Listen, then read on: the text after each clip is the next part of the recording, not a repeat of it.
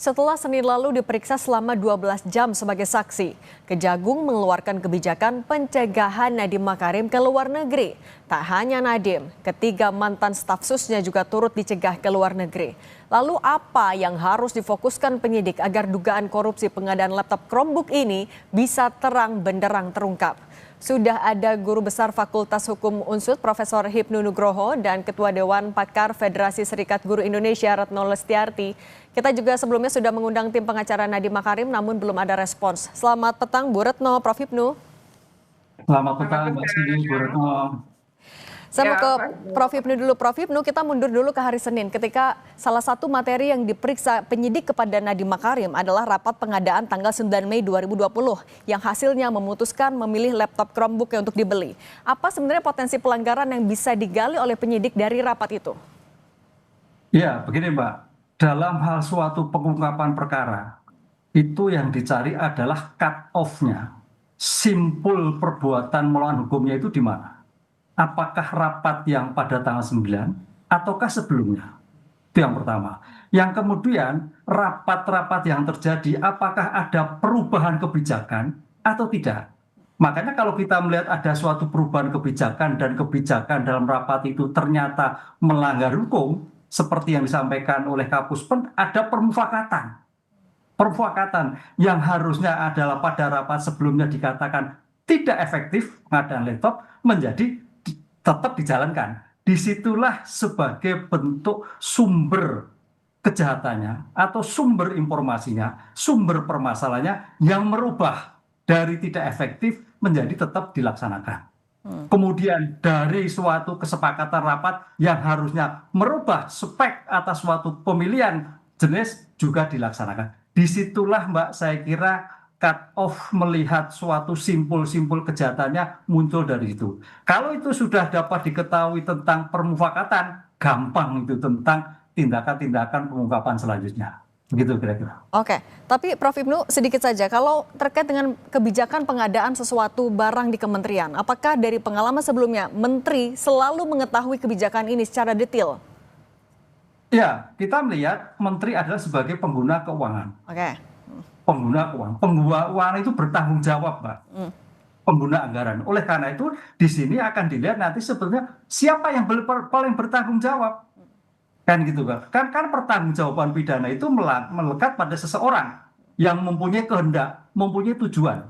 Pertanyaannya, perubahan dari tidak efektif menjadi efektif, perubahan yang menjadikan itu kehendak menteri atau bukan. Oke. Nah, disinilah dari aspek hukum sebagai sifat melawan hukumnya di sana. Kalau itu yang dikatakan melawan, lah itu masuk kualifikasi begitu kira-kira.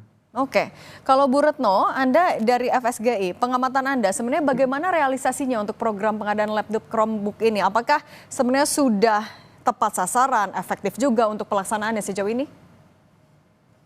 Iya, sebenarnya kan awalnya gitu ya, kalau dari penjelasan pihak kementerian memang ini digunakan untuk membantu pembelajaran jarak jauh.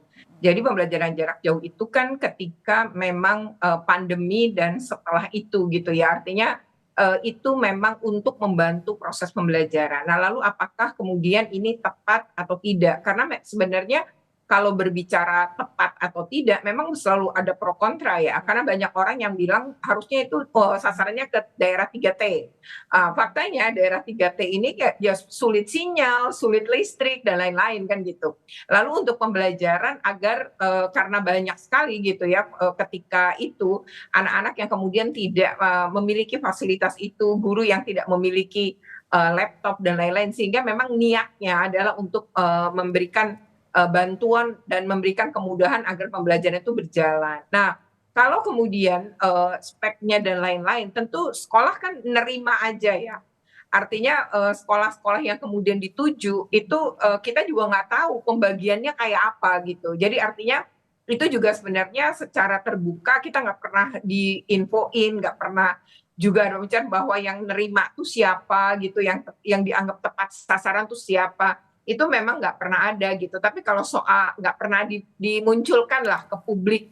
Tapi kalau bantuan laptop sendiri sebenarnya sampai sih ke beberapa sekolah gitu. Tapi apakah itu tepat sasaran gitu ataukah bagaimana itu kita juga tidak pernah terinfo soal itu ya. Karena antara yang nerima sama yang tidak menerima bantuan ini kan lebih banyak yang nggak nerima sebenarnya ya. Jadi belum tentu juga misalnya sekolah-sekolah di jaringan kami gitu, mereka menerima gitu ya. Tapi bahwa ada yang menerima, iya sih. Nah, soal transparansinya, kemudian efektivitasnya, Prof. Hipnu, apakah ini juga akan menjadi salah satu indikator Kejagung dalam menentukan kasus ini juga terhadap Nadiem Makarim misalnya? Iya, kalau mendengar apa yang disampaikan Bu Retno, proyek ini bukan proyek button up, pertanyaan, tapi kelihatannya top down, keinginan dari suatu kementerian. Sehingga makanya kalau button up mungkin Bu Retno tahu keadaan terjadi, keinginan di daerah. Tapi kalau keinginan dari pusat, berarti disinilah saya kira sebagai bentuk transparansi yang ada pada pihak kementerian, yang kemudian disosialisikan, yang kemudian dilihat satu aspek kebutuhan. Ini yang tampaknya tidak match antara keinginan yang di bawah, kondisi yang di bawah, dengan suatu perbuatan keinginan di atas. Disitulah kalau dari aspek hukum sebagai bentuk aktus rusnya, suatu perbuatannya, suatu menyimpangnya yang sesuai dengan tidak ada tujuan dari suatu perbuatan yang dituju dalam suatu pengadaan laptop yang kepentingan untuk pendidikan. Itu arahnya ke sana tampaknya kalau mendengar dari Bu Retno tadi. Oke, nah Bu Retno, nah kalau secara keseluruhan kan alokasi anggaran untuk proyek ini juga tidak sedikit. Tapi dari pengamatan Anda, apakah kalau dari infrastrukturnya, SDM-nya, perangkatnya, sekolah-sekolah di Indonesia secara umum sudah siap untuk menerima program ini? Ya sebenarnya kalau ngelihat pasca pandemi sih ya, jadi waktu pandemi kemudian memang mulai terjadi sih peningkatan kebutuhan itu gitu. Jadi artinya dulu kita tidak mengenal Zoom, Google Meet tuh nggak mengenal gitu. Tapi begitu pandemi kan kita mengenal dan banyak sekali kemudian proses-proses pembelajaran dilakukan dengan cara itu. Nah itu sebenarnya kalau ngelihat kebutuhan ya bisa jadi pada masa itu memang sebuah kebutuhan gitu. Hanya kami barangkali ya memang pada posisi yang kemudian tidak paham ya, apakah kemudian pengadaannya seperti apa dan speknya kayak apa itu kita memang tidak pernah juga diinfokan. Nah mungkin pembicaraan bisa saja ke dinas-dinas pendidikan gitu, karena yang menentukan misalnya dapat sekolah atau tidak gitu, itu kan juga banyak peran dinas pendidikan di situ gitu ya. Jadi mungkin komunikasinya juga dengan pemerintah daerah. Nah di sini yang kemudian kementerian atau pemerintah pusat mungkin ini apa nih yang dibutuhkan di daerah mana dan lain-lain, kemudian bekerja sama dengan dinas untuk nentuin mana sekolahnya, itu ya bisa jadi gitu. Jadi kalau di sekolah sih sebenarnya kami cenderung tidak mengetahui gitu ya, guru-guru ini lebih nggak tahu. Bahkan kita juga kalaupun sekolah kita dapat ada jumlahnya berapa dan apa juga belum tentu juga diumumkan oleh pihak sekolah ya sebenarnya. Tapi kalau terjadi peminjaman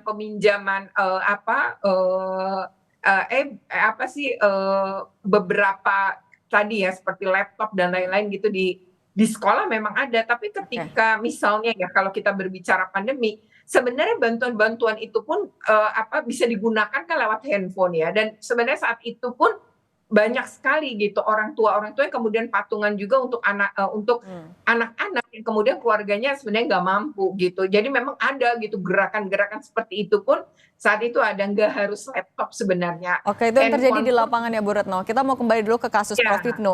Prof. Hipnu, tapi kan yang terbaru Kejagung mencegah Nadiem Makarim keluar negeri dan membuka kemungkinan akan memanggil kembali. Apa iya hanya karena butuh klarifikasi dan keterangan tambahan atau ada kemungkinan lain Prof. Hipnu? Ya, kalau kita melihat suatu kasus-kasus yang terjadi, seseorang yang terkait di CK, memang betul itu sebagai saksi. Tapi berpotensi ya, karena berpotensi suatu keterangan itu yang luar biasa untuk kepentingan suatu pengungkapan suatu perkara. Oleh karena itu, karena menteri ini kan kebijakannya pada menteri yang ketika itu situasi COVID, menteri yang ketika itu menghadapi situasi yang arah digitalisasi pendidikan itu luar biasa. Jadi suatu keinginan yang menurut saya bagus sekali untuk bagaimana pendidikan. Karena saya sebagai perguruan tinggi waktu itu juga agak sedikit chaos untuk pengajaran. Cuman sekarang pada pelaksanaannya ini, apakah terkontrol, apakah mengetahui, apakah tidak. Disinilah yang saya kira menjadi letaknya sebagai tujuan yang baik, tujuan yang sangat memberikan suatu peningkatan pembelajaran ketika pada waktu itu, tapi ada suatu masalah hukum. Masalahnya apa? Hanya karena bentuk jenis kegiatan yang tidak sesuai dengan speknya, hanya dengan tidak sesuai dengan tujuannya. Karena apa? Kalau kita melihat suatu pengadaan, itu harus melihat dari perencanaannya, dari pelaksananya, dari kontrolnya. Tadi ini pelaksana atau tidak, sesuai atau tidak. Disinilah saya kira yang menjadikan suatu permasalahan hukum yang sekarang disidik oleh Kejaksaan Agung. Nah, kalau dari Bu Retno, sebenarnya untuk memberantas potensi korupsi di dunia pendidikan, harus mulainya dari mana, Bu Retno?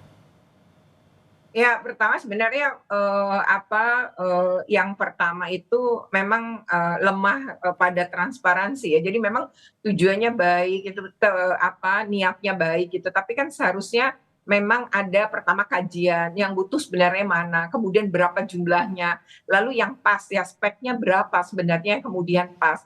Nah, ini kayaknya tidak didahului dengan itu. Padahal sebenarnya sebuah kebijakan salah satunya gitu ya, kebijakan itu akan baik, kebijakan itu efektif, yaitu jika salah satunya kan bermainnya di data ya, sehingga data ini yang kemudian nampaknya lemah. Kemudian yang kedua kan ketika ini disebarkan ya, misalnya ke seluruh daerah gitu ya, kemudian ke banyak sekolah gitu. Nah, bagaimana pengawasannya ini gitu. Jadi sebenarnya ini kan harusnya ada bentuk-bentuk yang pengawasan hingga pada posisi di daerah juga. Misalnya bagaimana inspektorat juga kalau memang ada hubungannya pemerintah daerah dengan pemerintah pusat gitu, kemudian ada pembagian, harusnya kan juga ada bentuk-bentuk pengawasan. Nah, ini yang nampaknya tadi ya, pencegahan kan lebih baik gitu. Nah, nampaknya itu tidak, mungkin karena orang percaya aja di masa itu begitu memang dibutuhkan, kemudian jadi seolah-olah tuh ya udahlah yang penting untuk kebaikan, dan padahal kan sebenarnya enggak, karena ini kan uang negara ya. Artinya walaupun ini dugaan gitu ya, memang kan nilainya tinggi banget 10T gitu ya. Nah, ini yang kalau spek dan lain-lainnya memang banyak guru dan sekolah nggak paham gitu ya. Ini speknya seperti apa, kemudian harganya berapa, mungkin kami tidak paham. Yang kami tahu adalah menerima. Dan kalau jumlah mungkin benar-benar diterima, tapi bagaimana speknya dan bagian itunya mungkin itu ya yang kemudian bisa saja terjadi markup dan lain-lain gitu ya. Kita kan sebenarnya juga nggak. Oke, Prof. Ibnu, terakhir, ketika nanti Nadiem Makarim sudah dijadwalkan pemanggilan ulang atau pemeriksaan ulang, apa yang akan jadi fokus penyidik untuk dipastikan ke Nadiem Makarim? Mungkinkah nanti akan sudah ada penetapan tersangka siapapun itu? Ya, kalau kita melihat sebagai bentuk kasus Kemenristek ini kasus yang sederhana. Karena apa? Lokusnya sudah jelas, 1922. Temposnya jelas, ada di tingkat kementerian, kan gitu kan. Lokus temposnya jelas. Sekarang sebetulnya tinggal menentukan siapa yang paling bertanggung jawab atas kasus ini. Kan itu. Apakah pengguna anggaran, yaitu kementerian, apakah hanya PPK, pejabat pembuat komitmen. Kalau pejabat pembuat komitmen kasihan, itu hanya eksekutor. Tapi eksekutor ini karena tidak bisa menolak, karena intervensi. Intervensi pimpinan yang harus melaksanakan. Disitulah saya kira dua hal ini yang harus menjadikan pertanggungjawaban sebagai pengguna anggaran dan sebagai pelaksanaan yang mungkin tidak mau menolak atau tidak berani menolak atas suatu tindakan yang begitu, sehingga terjadi suatu tindakan korupsi. Inilah saya kira menjadikan suatu titik poin pertanggungjawaban dalam suatu kejahatan tersebut. Apalagi kalau ke menteri, memang dalam suatu konteks ada pertanggungjawaban struktural. Misalkan seandainya Pak Menteri nggak ngerti lah, tapi pertanggungjawaban struktural bagaimana? Dia harus mengecek, mengevaluasi, bermanfaat atau tidak, bertujuan lah. Disitulah nanti aspek hukum berkembang. Pasal mana akan dilakukan oleh Kejagung? Itu Pak yang nanti kita lihat, kita tunggu rumusan daripada Kejaksaan Agung untuk menilai paling bertanggung jawab siapa dalam kasus ini. Oke, siapa yang paling bertanggung jawab itu yang dicari. Terima kasih Prof. Ibnu Nugroho dan Bu Retno Listiarti sudah berbagi di Kompas Petang. Sehat selalu semuanya.